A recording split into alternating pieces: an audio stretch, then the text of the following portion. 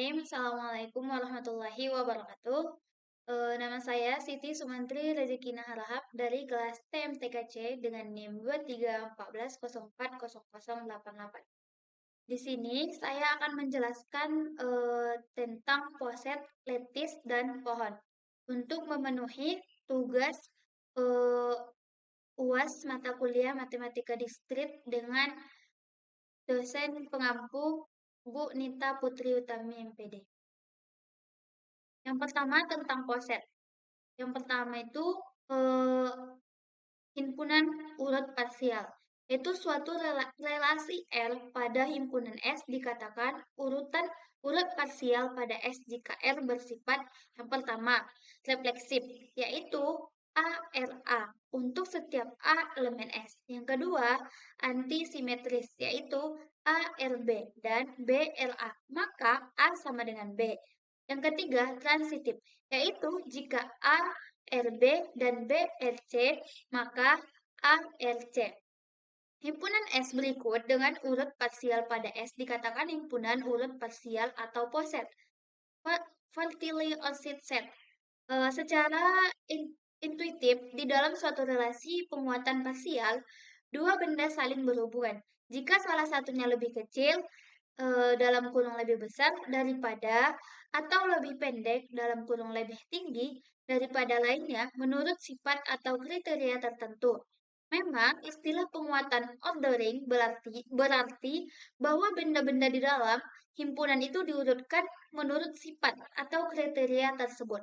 Akan tetapi, juga ada kemungkinan bahwa dua benda dalam himpunan itu tidak berhubungan dalam relasi penguatan parsial. Dalam hal demikian, kita tak dapat membandingkan keduanya dan tidak mengidentifikasi mana yang lebih kecil atau lebih rendah. Itulah alasannya digunakan istilah penguatan parsial atau partial ordering. Setelah itu masuk ke diagram poset. Misal S adalah suatu himpunan urut parsial. Sebut A dalam S adalah suatu yang mendahului dari B atau B sesudah A ditulis A mendahului B, ditulis A mendahului B jika A mendahului B tetapi tidak ada elemen dari S yang terletak di antara A dan B. Jadi tidak ada X dalam S demikian sehingga A mendahului X mendahului B. Misal S adalah suatu poset yang hingga, maka urut pada S adalah diketahui secara lengkap jika kita mengetahui semua pasangan A, B, S. Sedemikian sehingga A mendahului B, jadi relasi mendahului pada S sehingga X kecil Y jika dan hanya jika terdapat elemen X sama dengan A0, A1, sampai AM sama dengan Y. Sedemikian sehingga AI kurang 1 mendahului AI untuk I sama dengan 1, sampai M. Menurut diagram dari suatu poset S yang hingga kita artikan suatu graf berarah di mana vertex adalah merupakan elemen dari S dan akan terdapat busur yang menghubungkan A dan B jika A mendahului B. Dalam S dalam kurung menggambarkan suatu arah panah dari A ke B. Kita kadang-kadang menempatkan B lebih tinggi daripada A dalam diagram dan garis dari A ke B mengarah ke atas. Pada diagram S terdapat suatu berarah dari suatu vertex X ke vertex Y. Dan hanya jika X kecil Y juga terdapat sembarang Shirley dalam diagram S karena urut relasinya adalah antisimetris. Yang ketiga, tentang suprimum dan infimum. Misal A adalah subhimpunan dari poset S, sebuah elemen M pada S dikatakan batas atas dari A jika M mendahului setiap elemen dari A. Jadi, jika setiap X elemen A diperoleh X mendahului M. Jika suatu batas dari A mendahului setiap batas atas yang lain dari A, maka dikatakan supremum. dari A dinotasikan dengan sub A atau sub dalam kurung A1, sampai AN, tutup kurung. Dengan cara yang sama, sebuah elemen M dalam poset S dikatakan batas bawah dari suatu subhimpunan A dari S jika mendahului setiap elemen dari A. Jadi jika Y dalam A, maka M mendahului Y. Jika batas bawah dari A didahului setiap batas bawah dari A, maka dikatakan infimum dari A dan dinotasikan dengan in dalam kurung A atau in dalam kurung A1, sampai AN. Misal, A, B elemen poset A atau mendahului, C elemen A, C. Batas atas dari A dan B bila dan hanya bila A mendahului C dan B mendahului C. Setelah itu, C elemen A, C sama dengan batas atas terkecil BAT atau dalam kurung less over found atau loop. Dari A dan B, bila dan hanya bila A, C batas atas dari A dan B jika D batas atas dari A dan B yang lain, maka C mendahului D. Yang kedua, C elemen A, C sama dengan batas bawah dari A dan B. Bila dan hanya bila C mendahului A dan C mendahului B. C elemen A, C sama dengan batas bawah terbesar atau GLB, greatest lower bound, dari A dan B. Bila dan hanya bila, yang pertama, C batas bawah dari A dan B, jika batas bawah dari A dan B yang lain, maka D mendahului C. Dalam suatu poset, loop tidak selalu ada, tetapi juga loop ada, maka loop tersebut tunggal. Hal yang sama juga berlaku pada GLB. Contoh poset yang pertama itu, misal A dalam kurung kurawa 1, 2, 3, 4, 6, 8, 9, 12, 18, 24 tutup kurung kurawa dalam urut dengan relasi X membagi Y. Penyelesaiannya diberikan diagram diberikan. Yang pertama itu kan dari yang terkecil 1, 2. Nah, ini 1, 2, 3, 6. Berarti ini gini. Berarti 6. Berarti 18 membagi 6 dan 9. 9 membagi 3. Ya. Baru 6 ini membagi 2, 3. Baru 1 itu tunggal. Nah, seperti ini juga. 24. 24 ini membagi 18 dan 12. 12 itu membagi 6 sama 4 sama 6. Dan 6 ini membagi 2 sama 3. Itu dia. Yang contoh yang kedua, misal B dalam kurung kurawa A, B, C, D, E tutup kurung kurawa. Gambar diagramnya yang didefinisikan suatu urutan spesial pada B dengan cara alfabet. Jadi D mendahului B, D mendahului A, A mendahului A, dan sebagai berikut. Nah, penyelesaian itu kan kata dia tadi D mendahului B, berarti D mendahului B. Setelah itu D mendahului A, D mendahului A. Setelah itu E mendahului A, E mendahului A. Gambarnya itu seperti ini, atau namanya diagram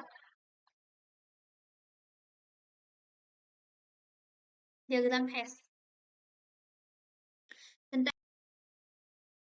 Yang ketiga, diagram suatu himpunan urut linear yang hingga yaitu suatu chain sehingga yang terdiri dari sebuah path yang sederhana. Seperti contoh pada gambar berikut yang menunjukkan diagram dari salah satu chain dengan 5 elemen. Kan ini ada 5, 1, 2, 3, 4, 5. Contoh yang keempat, misal A, dalam kurung kurawa A, B, C, D, E, F, G, H, I, relasi partial order didefinisikan pada himpunan A, atau A mendahului, atau A, atau mendahului dalam lingkaran Hess Di bawah ini carilah elemen maksimal, minimal, terbesar, dan terkecil. Yang pertama kan A poset itu elemen maksimal, berarti yang paling besar. Maksimal 9, dan yang terbesar juga 9. Karena X elemen A, maka X mendahului 9. Elemen minimal, minimalnya itu ada C, D, I. Paling bawah. Karena C dan I elemen mendahului elemen lain atau non-komplement. Nah, untuk elemen terkecil tuh nggak ada. Kenapa? Karena C itu bukan elemen terkecil. Karena C tidak mendahului D. Ya kan? Dia nggak mendahului D. Begitu juga D dan I bukan elemen terkecil. Karena D tidak mendahului C. Juga I tidak mendahului C. Nah, dari hasil di atas, kita bisa membedakan elemen minimal dan elemen terkecil. Contoh yang keempat. Misal A, B, elemen poset A atau mendahului. Nah, setelah itu kita masuk ke lektis. Misal L adalah suatu himpunan yang tidak kosong tertutup terhadap dua buah operasi binari disebut meet dan join. Meet dan join. Ingat teman-teman. Sini ada meet dan join. Maka L dikatakan suatu lektis jika aksioma berikut dipenuhi. Di mana A, B, C adalah sembarang elemen dalam L. Yang pertama itu hukum komutatif. A meet B sama dengan B meet A. Yang kedua, A join B sama dengan B join A. Hukum asosiatif, A meet B dalam kurung, meet C. Sama dengan A meet dalam kurung B meet C. Yang kedua, A join B dalam kurung A meet A join B. A join B meet A join B join C sama dengan A join dalam kurung B join C. Yang ketiga, hukum absorpsi, yaitu A meet dalam kurung A join B sama dengan A. Yang kedua, A join buka kurung A meet B tutup kurung sama dengan A. Kadang-kadang kita menyatakan lektis itu dengan notasinya seperti ini. L, meet,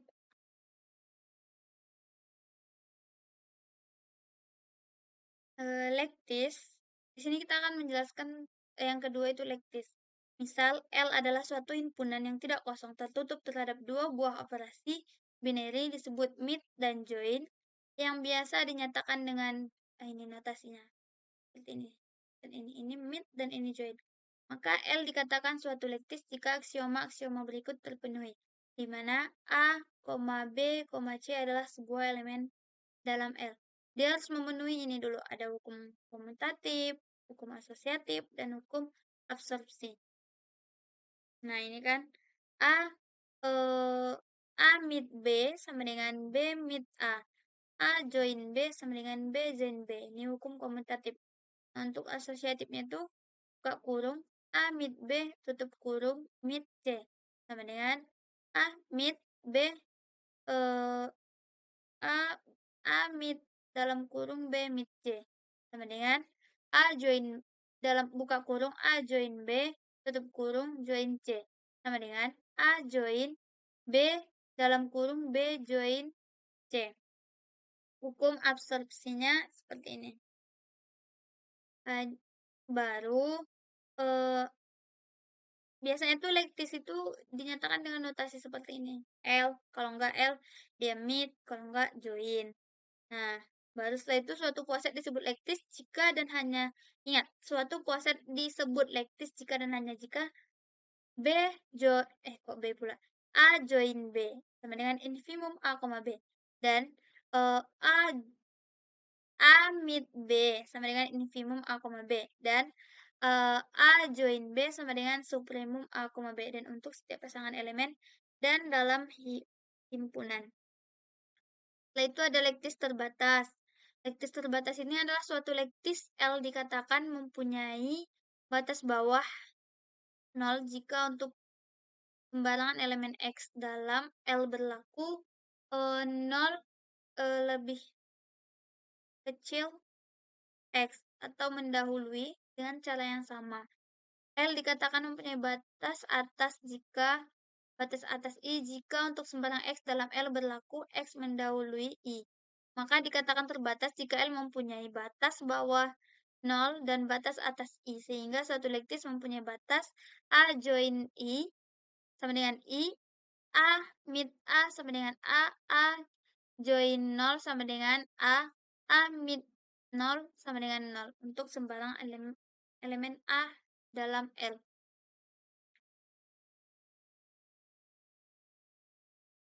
Itu ada lektis distributif. Nah, ini sama aja sama seperti yang tadi. Untuk hukum distributifnya itu hampir sama. A mid dalam kurung B join C sama dengan A mid B join A mid C. Itu juga dengan bawahnya. Cuman beda tandanya aja. Setelah itu ada lektis berkomplemen. Nah, maksudnya apa? Misalnya itu, misal L adalah lektis yang terbatas dengan batas bawah 0 dan batas atas I. Misal A sembarang elemen dari L. Sebuah elemen X dalam L dikatakan komplemen dari A jika A join X sama dengan I dan A mid X sama dengan 0. Ini teman. Nah, ini ada contohnya kan, diagram hash-nya. Sebagai contoh elemen A dan C, keduanya adalah komplemen dari B pada gambar A. Juga elemen Y, X, Y, dan U adalah chain pada gambar C ini. Tidak mempunyai komplemen sehingga diperoleh akibatnya sebagai berikut. Nah, inilah gambarnya. Setelah itu kita masuk ke contoh lektis. Contoh yang pertama itu tentukan apakah poset yang dinyatakan dengan diagram S di bawah ini merupakan lektis.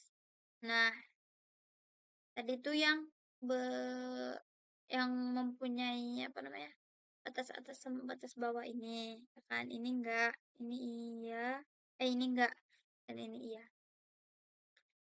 Contohnya yang kedua itu, maaf ini salah. Contoh yang kedua itu misalkan V sama dengan 1, 2, 3, 4, 6, 12. Faktor-faktor dari 12 terurut oleh relasi pembagian adalah lektis dengan A join B. Itu KPK. KPK A, B. Dan A mid B itu sama dengan FPB A, B. Maka elemen terkecil dari sini itu adalah 1 dan elemen terbesarnya adalah 12. Sementara komplemen dari 4 dan 3 itu adalah apa namanya? Karena 4 join C, makanya KPK-nya 1 dan 4 kok join 4 min B KPK-nya 1. 4 join 3 dengan 12. Nah, lektis bukan merupakan lektis komplemented. Dia lektis tapi bukan lektis komplemented karena apa namanya? 6 itu nggak punya komplemen. Nah, ini contoh soalnya sama seperti yang tadi juga. Menentukan ini yang A, B tidak, C tidak, D iya. Setelah itu yang ini. Diberikan himpunan A 1, 2, 3, 4, 6. Tentukan mid. Midnya berarti mid dari pasangan 2 sama 3. Berarti kan kalau mid berarti FPB. Kalau join berarti KPK berarti FPB-nya adalah 1, KPK-nya adalah 6. Nah, setelah itu ini adalah diberikan himpunan C sama dengan 1, 2, 3 dengan relasi apa sih namanya Mbak? Mendahului atau kurang dari 1 sama dengan apakah C poset merupakan lektis? Kan mid itu nilai terkecilnya itu kan 2, nilai terbesarnya itu 3, maka itu adalah lektis. Yang ketiga itu pohon. Pohon ini, apa sih maksud dengan pohon? Pohon itu adalah graf terhubung yang tidak mengandung sirkuit. Di antara sekian banyak yang konsep dalam teori graf, konsep pohon ini mungkin merupakan konsep yang paling sering atau yang paling penting. Karena terapan itu luas gitu, di berbagai bidang gitu. Kalau dalam kehidupan sehari-hari itu udah digunakan untuk pohon silsilah keluarga, struktur organisasi, struktur pertandingan, dan lain-lain. Bahkan di kimia juga dia dipakai untuk menghitung jumlah senyawa. Definisinya, pohon merupakan graf tak berarah dan terhubung dan tidak memiliki sirkuit. Tidak berarah yang terhubung dan tidak memiliki sirkuit. Ada, nah ini ada dua sifat penting pada pohon itu terhubung dan tidak memiliki sirkuit. Nah ini ada gambar. Yang mana dia yang merupakan pohon, yang mana yang tidak, dan mengapa? Nah ini dia kenapa pohon? Karena dia kan ini hanya G1 dan G2 yang pohon, sedangkan G3 dan G4 bukan pohon. Kenapa? Karena G3 bukan pohon karena ia mengandung sirkuit A, D, F, A. Sedangkan G4 bukan pohon karena ia tidak terhubung dengan persilangan dua buah sisi dalam hal ini.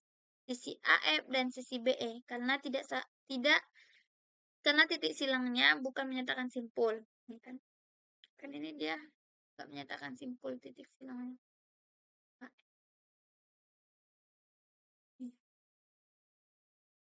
hutan atau hutan ini kan pasti lebih luas dong. Kalau pohon kan satu gitu. Kalau hutan itu kumpulan dari pohon gitu.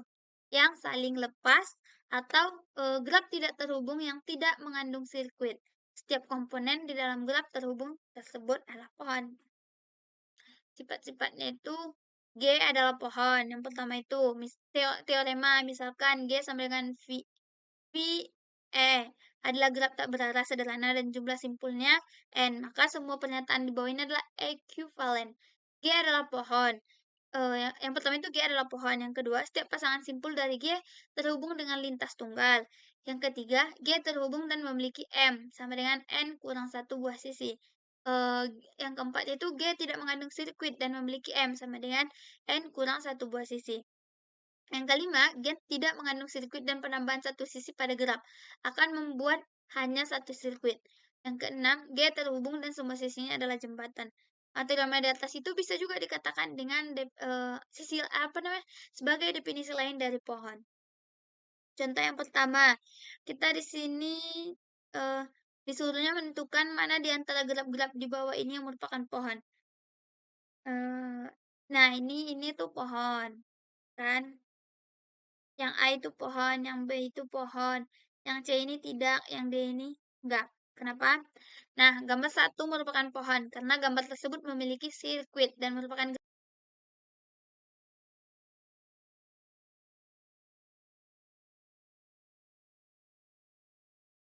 gambar B merupakan pohon, gambar C bukan merupakan pohon maupun hutan karena terdapat sirkuit yakni dari titik F3, F4, F5, F5 dan F3 dan juga merupakan graf terhubung. Gambar D merupakan hutan karena bukan merupakan graf terhubung.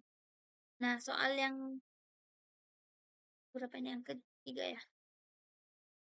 Yang kedua, sebuah pohon mempunyai 2N buah simpul derajat 1, 3N buah simpul derajat 2, dan N2 buah simpul derajat 3. Tentukan simpul dan sisi dalam pohon tersebut. Yang pertama, kita menentukan simpulnya terlebih dahulu. Menurut lemma jabat tangan, jumlah derajat semua simpul di dalam graf adalah 2 jumlah sisi dalam graf tersebut. Jadi, ini kan simpulnya 2N sama 1, 2N kali 1 tambah 3N kali 2 tambah N kali 3 sama dengan 2 jika 11N sama dengan 2N. Menurut teorema sebelumnya itu jumlah sisi pada sebuah pohon adalah jumlah simpul minus 1. Jadi E sama dengan 2N. Ini tadi sisinya kurang 1 sama dengan 6N kurang 1. Dengan menyulihkan pasangan terakhir ke persamaan pertama, berarti kita bisa dapat 11N sama dengan, nah tadi kita masukkan nilai E-nya. 2, 6N kurang 1 sama dengan 12N kurang 2. Karena jika N sama dengan 2. Contoh yang ketiga, diketahui sebuah graf dengan 6 simpul 5 sisi terhubung dan tidak memiliki siklus. Tentukan apakah graf tersebut merupakan pohon. Jawabnya yang pertama, banyak simpulnya 5, banyak sisinya 5. Syarat pohon. Nah, ini kan syaratnya terhubung dan tidak memiliki siklus. Berarti itu merupakan gerak terhubung dan tidak memiliki siklus. Berarti ini adalah pohon. Yang terakhir, suatu pohon memiliki 10 simpul. Berapa jumlah sisi pada pohon tersebut? Kita masukkan ke rumus pohon. Ini kan V-nya itu 10. Nanti ada 1. 10 kurang 1, 9. Berarti ada 9 sisi. Jumlah sisinya adalah 9. Mungkin cukup sekian yang bisa saya sampaikan. Mohon maaf atas segala kekurangan dan ketidaksempurnaan saya. Saya ucapkan Assalamualaikum warahmatullahi wabarakatuh.